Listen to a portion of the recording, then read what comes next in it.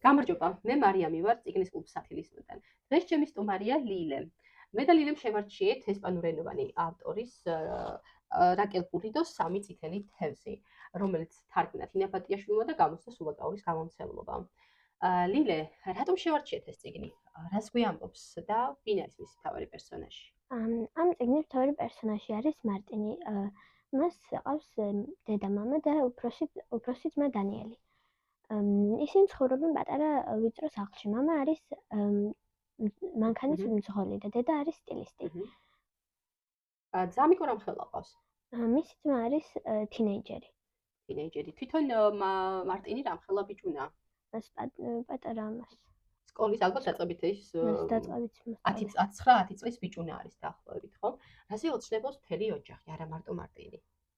ახალ სახლში გადასვლაზე უფრო დიდ, სადაც ყველას ექნება თავიანთი ოთახი. თავისი ოთახი იქნება სულ ყველას, ხო? მარტინს რატომ უხარია განსაკუთრებით, რომ ოჯახი ამ მიზანს მიაღწევს? რა აქვს? მას საკუთარი ოცნებაც აქვს. რაზე ოცნებობს მარტინი? მას უნდა რომ ძაღლი ყავდეს. დედა რას ეუბნება ამ სურვილს, რას პასუხობს? უარს ეუბნება, იმიტომ რომ ჯერ ის ფული უნდა დააგროვოს სახლისთვის. და ამ ძალიან განიცდის მარტინი, ხო? მას ძალიან სურს, რომ ყავდეს საკუთარი შინაური ცხოველი. შენ ხომ არ გყავს შენი შინაური ცხოველი? არა, მაგრამ ადრე მყავდა თუთიყუში იყო, ცოტა ხანი მყავდა, მალევე ხო, აი ჩვენ გვყავდა თუთიყუში და სამწუხაროდ გაგვიფრინდა.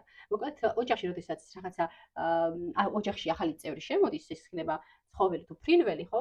ბავშვებს ძალიან უხარიათ ხოლმე და სჭირდებათ რაღაცა ალბათ რომ მას სხვაზეც იზრუნონ და გამოხატონ ეს სიხარული და რატომ მოგწონდა შენ რომ ყავდა თუთიყუში? ეს ვერთობდი ხოლმე მას. ალბათ მარტინსაც ეს სურს რომ გაერთოს და რაღაც თავის საყვარელი ცხოველი ყავდეს. მაგრამ დანიელი ეწინააღმდეგება. დანიელი მისი ძამი ყოა. რას პასუხობს? დანიელს უნდა რომ გველი ყავდეს. რაღაცა უცნაური ბიჭია დანიელი, ხო?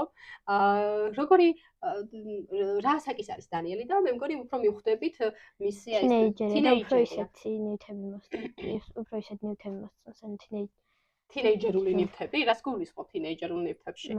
ანუ აღარ მოსწონს ესეთი კატები და ძაღლები და რაღაცა. შეიძლება. შენი დაკვირვება ალბათ ასეთი, ხო? აი თინეიჯერია ეს დანიელი და მასაც რაღაცა თავისი სივრცე აქვს მოწყობილი. რითი ერთობა რას უსმენს განსაკუთრებით რა მოსწონს დანიელს? რაღაცა მძიმე როკს უსმენს, ხო? თავისი განსაკუთრებული დამახასიათებელი ჩაცმულობა აქვს. ხუთშია შეყუჟული და როგორც ცხოვრობს ოჯახი. შენ მითხარი რომ დედა არის სტილისტი, მამა არის სატვირთო ცხოვრი, მაგრამ ერთხელ რაღაც მოხდება და რაღაცნაირად შეიცვლება როლები ოჯახში. რა ხდება? მას მარტინის მამა დაანებებს თავის სამსახურს. იძულებული გახდება. იმიტომ რომ ფეხს დაიზიანებს და ოპერაცია დასჭირდება გასკეთებელი და ვეღარ ატარებს მანქანას. და იძულებული ხდება რომ სახლში მეტი დრო გაატაროს. გახსოვს რაღაც ფრაზეს ეუბნება მამა მარტინს, რომ როდესაც მარტინს რაღაცა გაუჭირდება ან წაიქცევა ან რაღაცა იტკინება ხოლმე შეიკავე ტირილი სანამ შეგიძლიაო. შეიკავე ტირილი სანამ მოთმენა შეგიძლიაო, ხო? და აი ამ ფრაზას მარტინი მამას ასე ვთქვათ დაუბრუნებს. და როდის ეუბნება ამ ფრაზას მამას? მამასაც როდესაც შეაწუხებს, როდესაც ვერ მოითმენს და ამხელა კაცი რაღაცაზე აჭერდება ხოლმე. მართალი ხარ და მარტინი იმას ეუბნება, რასაც ჩასწახდა. რაც მამის ეუბნება. მამის ეუბნება. შენ როგორ ფიქრობ, ეთანხმები მამას რომ იქამდე არ უნდა იტიროს, სანამ მოთმენა შეეძლო? რატომ? მას იმიტომ რომ შეუძლია იჭეროს, რომ გინდა მოთმენა მაინც შეეძლოს მას. მართალი ხარ. რატომ? რა არის იმაში ცუდი, რომ შეიძლება ემოციად მცრემლებით გამოხატო? მე მგონია რომ შესაძლებელია, ხო? როდესაც რაღაც გაწუხებს, როდესაც რაღაცაზე დარდობ, შეიძლება რომ ეს მცრემლებითაც გამოხატო. მარტინს, აი შენ როგორც მის თანატოლს შეგიკითხები, როდესაც რაღაცა აწუხებ ხოლმე ბავშვებს, როდესაც რაღაცაზე დარდობენ, აი როგორც ახლა მარტინს. და ამ დროს მშობელი როგორ უნდა იქცეოდეს შენი აზრით? რას შეიძლება ეუბნებოდეს, როგორ ანუგეშებდეს? მას უნდა ამშვიდებდეს, რომ შეიძლება სხვა დროს გამოვიდეს. მართალი ხარ, ალბათ ეს ფრაზები უფრო დაეხმარება მარტინს და ნებისმიერ ბავშვს, ვიდრე ის რომ მოთმენა აუცილებელია, ხო? მოთმენა კი შეიძლება მოგვიწვიოს რაღაცებზე, მაგრამ პატარა ბიჭუნას და გოგონას, პატარა ბავშვს ხანდახან რა უფრო მეტად სჭირდება? მას ემოციების გამოხატვა. ყოჩახ, მართალი ხარ, ემოციების გამოხატვა უფრო მეტად გვჭირდება. კი, და ასეთ დროს ვინ უნდა იყოს ჩვენს გვერდით? მე ჩვენი მშობლები. სასურველია, რომ როდესაც მშობელი გვისმენს, ხომ? ალბათ. შენ როდის ხარ უფრო ბედნიერი, როდესაც მშობელი გისმენს, ხომ? და განუგეშებს. ჩემმა ერთმა მოსწავლემ მითხრა, რომ ასეთ დროსო ყველაზე მეტად მიხარია, როდესაც დედა ვეხუტებაო და მამშვიდებსო. ის ლილე, ვინ არის ამ წიგნში ლიტა პასიტა? არის საინტერესო პერსონაჟია, თითქოს მის ირგვლივ ტრიალებს მთელი ოჯახი და ვინ არის ასეთი განსაკუთრებული? მარტინის ბები არის. მას ძალიან კეთილი პიროვნება და ოჯახში ყველას უყვარს მასთან ყოფნა. მას დაავადება აქვს და უწევს რომ იყოს იმკურნალოს. ლიტა პასიტა გახლავთ ბებია, რომელსაც ალცჰაიმერი სჭირს და ამას ძალიან განიცდის ოჯახის ყველა წევრი, განსაკუთრებით მარტინი და როგორ გამოხატავს თავის აი ამ დარდს თუნდაც დანიელი, რომელიც ძალიან თავშეკავებული ბიჭუნაა. მას ზოგჯერ ისიც ნერვიულობს ხოლმე მას ბები ამის. პირველად რომ ნახა ბებიას რომ დაავიწყდა რაღაც და ვერ იცნო დანიელი თავს ვერ იკავებს და ტირის.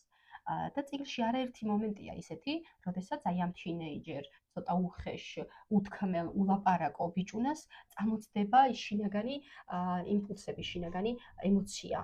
გათქვამს ხოლმე, რომ ის სინამდვილეში ძალიანაც გრძნობიარე ბავშვია, ხომ?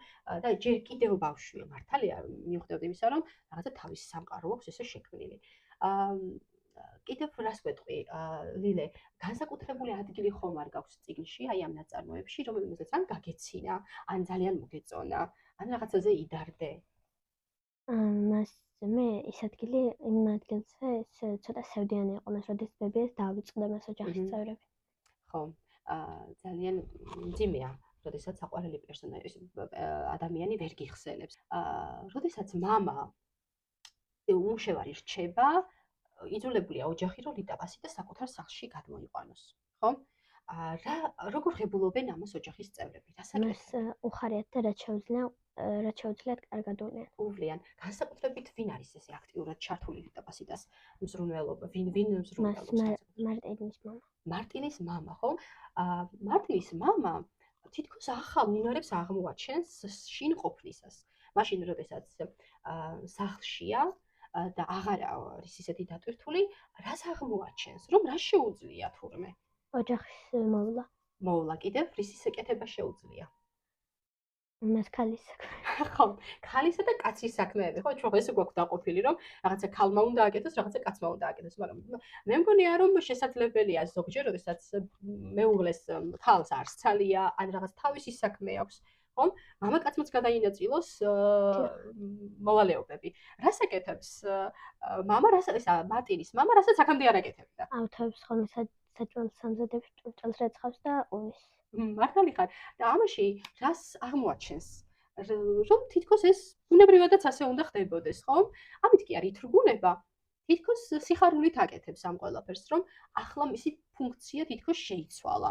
არ დაკარგა საკუთარი ადგილი ოჯახში და გვერდში დაუდგა მეუღლეს. და იპოვა საკუთარი ადგილი თითქოს, რაც მივიწყებული ქონდა, ხო? ერთხელაც სკოლიდან დარეკავენ და რაღაც საინტერესო ფრაზას ეტყვიან მარტინს და მამამის, რომ რაღაც ჭირს მარტინს. ხომ არ გახსოვს რა სჭირს? მას პედიკულოზი, ხო? პედიკულოზი სჭირს. რა არის ეს პედიკულოზი? იცის მარტინის მამა, მან მარტინმა. რა ეგონებათ? მას რაღაც დაავადება ეგონებათ და შემდეგ აღმოაჩენენ, რომ თურმე რას ნიშნავს? ტილიანობას, რაც მარტინს დაემართება სკოლაში და ეს პედიკულოზი ისე ჟღერს, რომ ეგონებათ რაღაცა დაავადება. და ძალიან მარტივ გამოსავალს მოძებნიან მარტინი და მამა. რას იზამენ? მას თმას გადაპარსავს თმას და დანიელს მე მგონი დაცინის კიდე ახალ შესაძლებლობებს მისცემენ ამით. სამი წითელი თევზი ქვია წიგნს. რატომ? მარტინს ძაღლი უნდა და მაგრამ აღმოჩნდა რომ თევზი პირველად რომ მოკვდა, არ უნდათ რო ეთქვათ მარტინისთვის და ახალი თევზი უყვდეს, რომელიც ძალიან გავდა თავის პირველ თევზს, უბრალოდ სხვა ადგილებზე ქონდა კოპლები. მერე ეს მეორე თევზიც მოკვდა და მესამე თევზი უყვდეს ისევ იგივენაირ, როგორც პირველი და მეორე. და მარტინი ვერ ამჩნევდა ამას. ვერ ამჩნევდა. როდის აჩუქეს თევზი მარტინს? მას როდესაც ძაღლზე ვარი უთრეს, ხომ? ძაღლს ვერ შეგიწეთო და არ არისო ადგილია ჩვენს სახლშიო, მაგრამ დედამ გადაწყვიტა, რომ იფიქრა, რომ ძალიან განიცდიდა მარტინი ამ ამბავს და უყვანა თევზი, რომელიც ძალიან გაუხარდათ და დაიწყო მარტინმა ზრუნვა მასზე. მაგრამ აღმოჩნდა, რომ ვერ ისე შეუცვალეს ეს სამი თევზი, რომ ვერ ამჩნევდა მარტინი ამას და ვერ ხვდებოდა. მაგრამ საბოლოოდ მე მგონი მიხვდა და გაიაზრა. ეს წითელი თევზი განსაკუთრებით ვის ესიამოვნა? რატომ რაღაცა ლიტა პასიტას, ხო?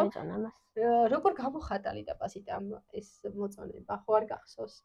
მას როდესაც მისი ცურვა მოსწონდა მას. მისი ცურვა მოეწონა, როგორ დაცურავდა თევზი, ლიტა პასიტა უყურებდა ამას, აღარაფერი აღარ შეეძლო, ხო? ლიტა პასიტა აღარც საუბარი, აღარც მოძრაობა, არაფერი, ერთადერთი ემოცია გამოხატა თევზის დანახვისას. და მარტინი წიგნის დასასრულს ძალიან საინტერესო გადაწყვეტილებას იღებს, როდესაც ლიტა პასიტა გარდაიცვლება, რას გადაწყვეტს მარტინი? მას მოხდა თავის შესაფარში წაიყვანოს თევზები თავის თევზერედით და იქ დატოვოს, რომ იქნებ მოხუცებით გაერთო. მართალი ხარ. ხო, რაღაცნაირად მზრუნველობს და ის სიყვარული და მზრუნველობა, რაც ლიტა პასიტას მიმართ ჰქონდა, გადაიტანეს სხვა ასაკოვან ადამიანებზე. საერთოდ წიგნი როგორია? რა განცდა დაგიტოვა ლილე და რატომ მოგწონს ეს ნაწარმოები განსაკუთრებით? მას იმიტომ მომწონს, რომ ბედნიერ ოჯახზე არის მას. მიუხედავად იმისა, რომ ხელმომჭირნე ოჯახია, ხო? და სულ ამათ ოჯახში გაისმის ფრაზა, რომ ქამარი უნდა შემოვიჭიროთ, რაც ნიშნავს რას, რომ უნდა დავზოგოთ თანხები, ხო, ფინანსები და მიუხედავად იმისა, რომ ყველა ამას ცდილობს, ოჯახი მაინც ბედნიერია. რატომ ფიქრობ შენ ასე? რა აბედნიერებთ მათ? მას ერთად ყოფნა, ერთმანეთის გვერდში ყოფნა და რას სწავლობს ოჯახი, განსაკუთრებით მამა, მარტინიც და ბოლოს დანიელიც. ბევრ ამას იაზრებენ, მართალია წიგნი ძალიან პატარაა, აი სულ რაღაც 100 გვერდია, მაგრამ საკმარისია იმისთვის, რომ პერსონაჟი იაზრებენ და თავიანთ ოცნებებზე მნიშვნელოვანი რაღაცებიც არსებობს. კი, გეთახმები. აი მარტინი ამას მიხვდება, ხომ? რა დროს რაზე უბნება დედას მარტინი? რას სურს მას საკუთარი ოცნებაზე უარის თქმაც კი შეუძლია ოღონდ რა მოხდეს? მას ბებია ნახოს. ოღონდ კი ბებია ნახოს, ხომ? და აი ამ წიგნის ყდაზე არის ესეთი ნახატი, რომ ეს მარტინი როგორ უქნევს ხელს თვითფრინავს, სადაც მისი წარმოდგენით შეიძლება ბებია და ბაბუა იყონ, ხომ? მაგრამ შენ და განსაკუთრებით რა მოგეწონა ამ წიგნში? მას რომ სულ თავარი არ არის შენი ოცნებების ახდენ და უფრო მნიშვნელოვანი რაღაცებიც არსებობს. მადლობა ძალიან დიდი საინტერესო საუბრისთვის. ჩვენ მოსწავლის თაროზე განვათავსეთ რამდენიმე წიგნი და ასე შევარჩიეთ დღევანდელი ჩვენი ბიბლიოთეკა. წიგნები, სადაც თევზები არიან მნიშვნელოვანი პერსონაჟები. პინოქიო გახსოვთ ალბათ ხო, მისი მეგობარი თევზი ხეზე. ეს არის აირჩიეს სიკეთეს ერთ-ერთი სერიის ერთ-ერთი წიგნი თევზი ხეზე. ლინდა მალალა ჰანთის ძალიან საინტერესო და პოპულარული წიგნია, რომელიც გვიამბობს გოგონაზე და მის შესაძლებლობებზე. და საინტერესო სიუჟეტი აქვს. და თევზის სახელად ალეგრია. ალეგრია ესპანურად ბედნიერებას ნიშნავს და თუ რატომ ქვია თევზს ბედნიერება, იმედი მაქვს, რომ გაეცნობით წიგნს და თავად წაიკითხავთ.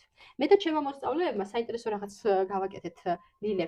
პატარა თევზები მოვხატეთ და გამოვჭერით ეს მყარ კარტონზე და რაღაცა ჩვენი მიზანია გვაქვს აი ამ პატარა პერსონაჟებთან დაკავშირებით და ესეთი ლამაზი თევზები შექმნეს ბავშვებმა.